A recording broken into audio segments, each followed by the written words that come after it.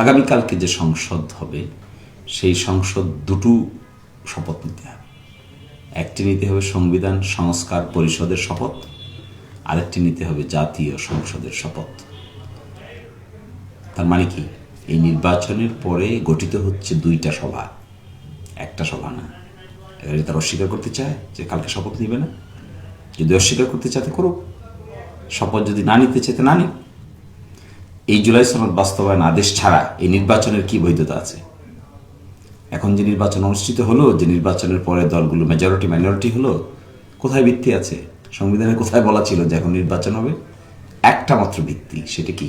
জুলাই সনদ বাস্তবায়ন আদেশ। জুলাই সনদ বাস্তবায়ন আদেশ মেনেই তো নির্বাচনে অংশগ্রহণ করেছে, পাশ করেছে, ফেল করেছে, শপথ নেবে।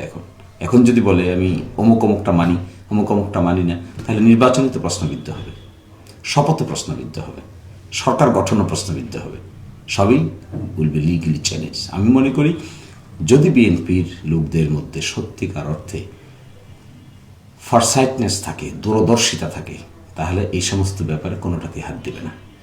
আর যদি দূরদর্শিতা না থাকে, হটকারী হয়, তাহলে এই সমস্ত ব্যাপারে কথা বলে শুধুমাত্র কেওয়াস বাড়াবে, কাজের কাজ কিছু হবে না। বিগত কয়েকদিনের বিএনপির অ্যাটিচিউড দেখে আমার কাছে মনে হয় তারা কনস্ট্রাকটিভ গভর্নমেন্ট গঠন করার চেষ্টা করবে, ডেলিভারি দেওয়ার চেষ্টা করবে, কথার চাইতে কাজের দিকে বেশি গুরুত্ব দিবে, হাম্বল হবে, বিনয়ী হবে, এবং এটা হলেই জাতির জন্য ভালো হবে। হাম্বল না হলে জাতির জন্য ভালো কিছু হবে না।